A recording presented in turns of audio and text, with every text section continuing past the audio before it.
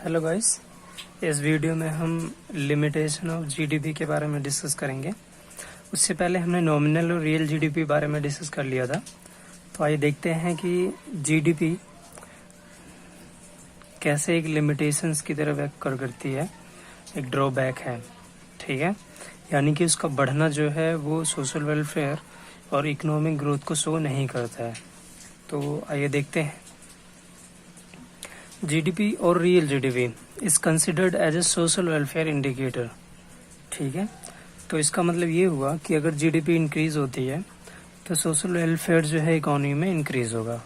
ध्यान रखना, यहाँ रियल जीडीपी की बात हो रही है जो कि एक सोशल इंडिकेटर होता है, ना कि नॉमिनल जीडीपी की, क्योंकि नॉमिनल जीडीपी में इन्फ्लेशन भी इंक्लूड होता है, ठीक है।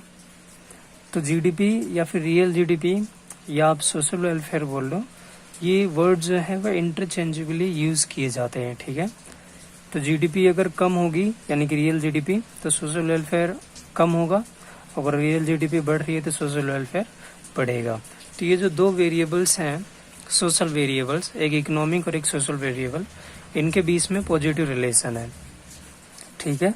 But in some time social welfare changes without changing the GDP and this violates the relationship behaviour, ठीक है। यानी कि ये कहना चाह रहा है कि जीडीपी बढ़ेगी तो सोशल वेलफेयर बढ़ेगा, या फिर सोशल वेलफेयर अगर बढ़ रहा है तो हम ये मानेंगे कि रियल जीडीपी बढ़ रही होगी, ठीक है। पर कभी कभी ऐसा होता है कि जीडीपी बढ़ने के साथ साथ हमारा सोशल वेलफेयर नहीं बढ़ता है, या कम होता है, या फिर चेंज नहीं होता है।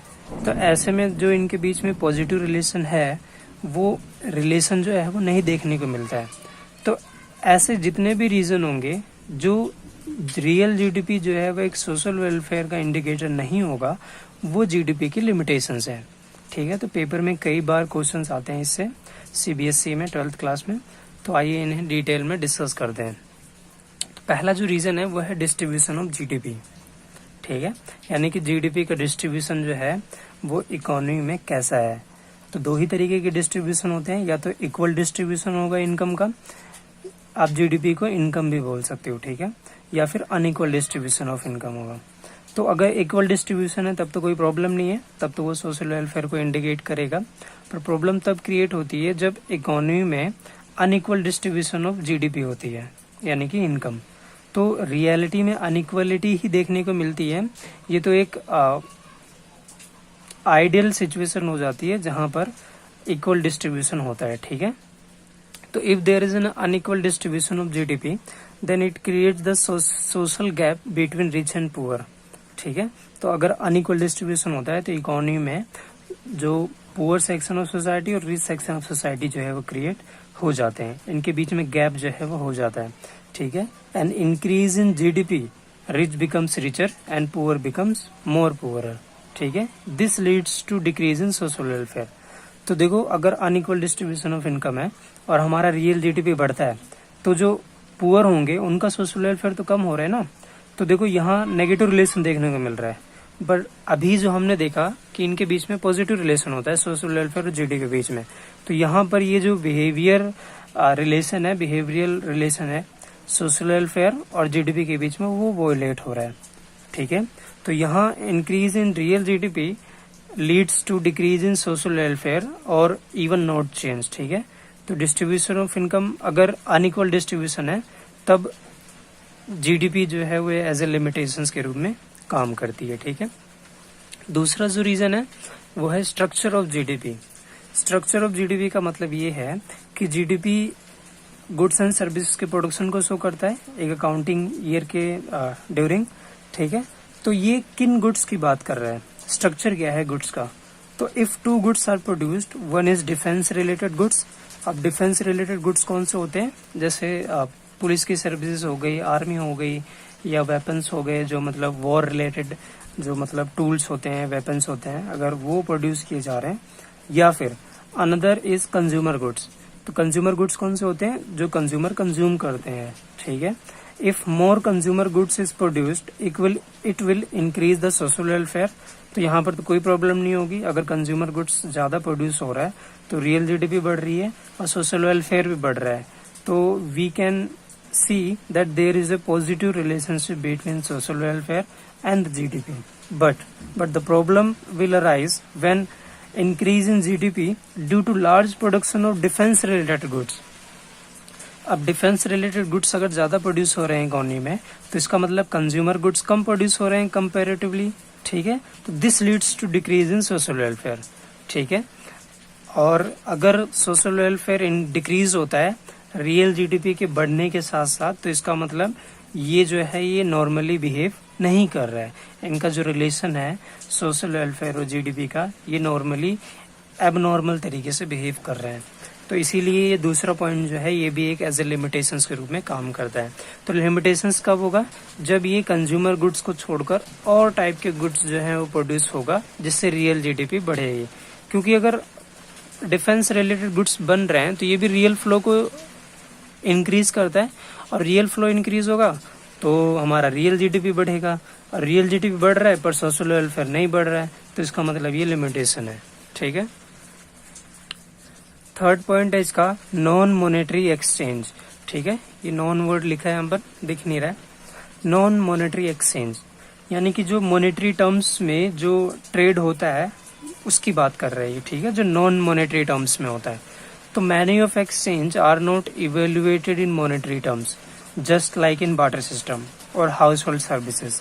Therefore, it is very difficult to measure and include in GDP, but it provides the real flow of services that enhances the social welfare. ठीक है. तो ये कहना चाह रहा है इसमें कि अगर नॉन मॉनेटरी एक्सचेंज होता है तो इसे कैलकुलेट करना और मेजर करना बहुत ज़्यादा डिफिकल्ट होता है इन टर्म्स ऑफ नंबर्स में. तो अगर नंबर्स में मेजर करना डिफिकल्ट है तो हम जीडीपी में कैसे इंक्लूड करेंगे? बट एक्चुअल में क्या कर रहा है? एक्चुअल में यही जो नॉन मॉनेटरी एक्सचेंज है ये भी तो कहीं न कहीं सोशल वेलफेयर इंक्रीज कर रहा है ना. तो सोशल वेलफेयर तो इंक्रीज हो रहा है पर ये नॉन मॉनेटरी टर्म्स है, इसीलिए हम इसे जीडीपी में इंक्लूड नहीं कर सकते.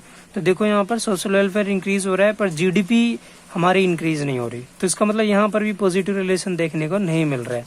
तो इसका मतलब ये भी क्या है, एक लिमिटेशंस के रूप में वर्क कर रहा है, ठीक है. बार्टर सिस्टम में जैसे होता था, ठीक है, तो वहाँ जो कैलकुलेशन थी वो इतनी इजी नहीं थी, बहुत ज़्यादा डिफिकल्ट होता था उनकी मार्केट वैल्यू को कैलकुलेट करना, ठीक है. तो जो नेक्स्ट पॉइंट है वो है एक्सटर्नलिटीज.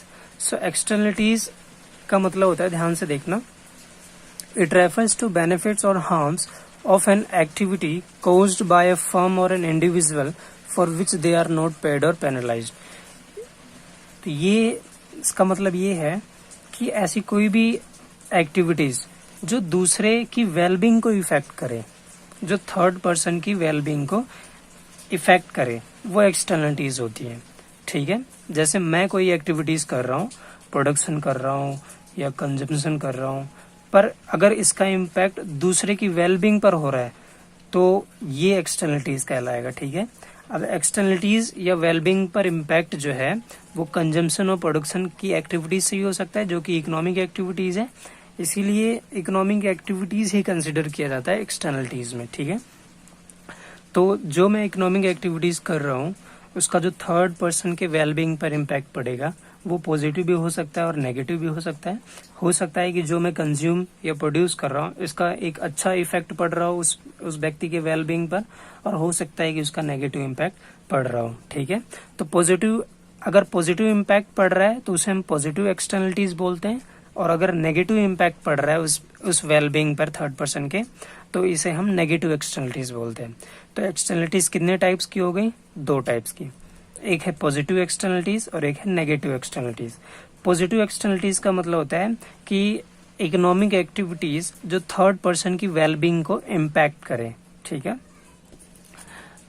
तो देखते हैं पॉजिटिव एक्सटर्नलिटीज के एग्जाम्पल क्या होंगे. जैसे ट्री प्लांटेशन, तो ट्री तो मैं प्लांट कर रहा हूँ पर इससे इकोनॉमी या इन्वायरमेंटल जो है वो प्रोडक्शन हो रहा है, या इन्वायरमेंट जो है वो क्लीन हो रहा है, एयर जो है वो क्लीन हो रही है, ऑक्सीजन लेवल बढ़ रहा है, तो इससे दूसरे भी फायदा उठा रहे हैं. समझ रहे हो? इकोनॉमिक एक्टिविटीज मेरी है पर इससे फायदे जो है वो और भी उठा रहे हैं, उनके हेल्थ पर भी इम्पैक्ट पड़ रहा है, तो ये पॉजिटिव एक्सटर्नलिटीज है. एजुकेशन है, गार्डनिंग है, एटसेट्रा, ठीक है. नेगेटिव एक्सटर्नलिटीज क्या हुई? जो हार्म करती है, जैसे पोल्यूशन हो गया, एयर, साउंड, वाटर, कोई सा भी हो सकता है. हेल्थ रिलेटेड हो गया, ठीक है. या जैसे अगर कोई व्यक्ति जो है वो सिगरेट पी रहा है, तो अगर वो सिगरेट पी रहा है तो कंजम्पशन कर रहा है, कंज्यूमर है, तो इसके सिगरेट पीने से जो स्मोक एमिट हो रहा है, तो ये इसका स्मोक एमिट होने से दूसरे पे भी इम्पैक्ट पड़ेगा ना। तो अगर आप स्मोक ही कंज्यूम कर रहे हो, बीड़ी नहीं पी रहे हो, सिगरेट नहीं पी रहे हो, तब भी आपको सेम इफेक्ट पड़ेगा जो कि एक व्यक्ति जो है वह इन सभी को कंज्यूम करता है। ठीक है, तो नेगेटिव इम्पैक्ट पड़ गया इससे। तो देखो, अगर पॉजिटिव एक्सटर्नलिटीज क्रिएट हो रही इकोनॉमी में, तब तो ये सोशल वेलफेयर इंक्रीज करेगा। ठीक है, तो पॉजिटिव एक्सटर्नलिटीज अगर इंक्रीज हो रही है, लोगों की हेल्थ सही हो रही है, तो ये तो सोशल वेलफेयर इंक्रीज कर रहा है। बट एक्सटर्नलिटीज जो है, अब जैसे ट्री प्लांटेशन हो गई, हमारा एयर जो है वो साफ हो गया, इसको जीडीपी में कैसे कैलकुलेट करें? ये तो बड़ा डिफिकल्ट मेजरमेंट है, इसको मेजर करना बहुत ज्यादा डिफिकल्ट है। तो सोशल वेलफेयर तो इंक्रीज हो रहा है, पर ये जीडीपी में कंसिडरेबल करने लायक अभी नहीं किया जा सकता, क्योंकि इसे मेजर करना मॉनेटरी टर्म्स में डिफिकल्ट है। तो इसका मतलब ये हुआ कि सोशल वेलफेयर बढ़ रहा है, पर हमारी जीडीपी भी बढ़नी चाहिए, पर मेजर नहीं कर सकते, इसलिए हमारी जीडीपी नहीं बढ़ रही है। तो इससे हमारी जीडीपी का अंडर एस्टिमेशन होता है। ठीक है, हम कम उसे आंक लेते हैं, होना चाहिए ज्यादा। तो ये भी क्या है कि एक्सटर्नलिटीज का एक लिमिटेशन है जीडीपी की। ठीक है, अगला पॉइंट है ड्यू टू नेगेटिव एक्सटर्नलिटीज। तो नेगेटिव एक्सटर्नलिटीज से सोशल वेलफेयर कम होता है, क्योंकि नेगेटिव इम्पैक्ट हो रहा है उनकी वेल्थ पर। ठीक है, तो जिससे सोशल वेलफेयर नेग्लेक्ट हो रहा है, पर इसे भी हम कैलकुलेट नहीं कर सकते, क्योंकि इसे मेजर करना डिफिकल्ट है। रीजन सेम है इन दोनों का। तो इसका मतलब जीडीपी यहाँ ज्यादा होके शो हो रही है, एक्चुअल में कम होनी चाहिए, क्योंकि नेगेटिव एक्सटर्नलिटी से सोशल वेलफेयर डिक्रीज हो गया, जिससे हमारी जो रियल जीडीपी है वो कम होनी चाहिए, पर इसको मेजर नहीं कर सकते, इसलिए ये अभी भी ज्यादा शो हो रही है। तो इसका मतलब यहाँ पर ओवर एस्टिमेशन ऑफ जीडीपी है। ठीक है, तो ये लिमिटेशंस ऑफ जीडीपी जो है वो खत्म हो गया। ठीक है, ये कुछ और इम्पोर्टेंट पॉइंट्स हैं, वो देख लो। अगर क्वेश्चन में कभी भी नेशनल इनकम फाइंड आउट करने के लिए आए, ठीक है, तो उसे हम NNP@FC से डिनोट करते हैं। जो नेशनल इनकम टर्म की जाती है वो NNP@FC होती है, और डोमेस्टिक इनकम क्या होती है? NDP@FC होती है। तो ये पता होना चाहिए न्यूमेरिकल सॉल्व करते समय कि अगर नेशनल इनकम फाइंड आउट करने के लिए कहा जाए तो वो NNP@FC होता है, और डोमेस्टिक इनकम NDP@FC होता है। ठीक है, और नेशनल इनकम का मतलब होता है कि earn by own people whether in outside और कंट्री। ठीक है, यानी कि हमारे लोगों द्वारा ही कमाई गई इनकम जो होगी, चाहे वो विद इन डोमेस्टिक टेरिटरी या फिर आउटसाइड द कंट्री अर्न कर रहे हैं, तो वो नेशनल इनकम का पार्ट है। दूसरा है डोमेस्टिक इनकम, जो कि NDP@FC से शो होता है। ठीक है, तो ये earned in domestic territory whether by own people और फॉरेनर्स। तो चाहे ये विदेशों द्वारा विदेश लोग कमा रहे हैं या फिर हमारे ही लोग कमा रहे हैं, अगर ये डोमेस्टिक टेरिटरी के अंदर है तो ये डोमेस्टिक इनकम का पार्ट है। ठीक है, तो नेशनल इनकम का मतलब होता है नेट नेशनल इनकम, और डोमेस्टिक इनकम का मतलब दोनों नेट टर्म्स में होती है और फैक्टर कॉस्ट में होती है। ठीक है, तो ये वीडियो यहीं तक थी। आई होप आपको समझ में आया होगा। Thank you.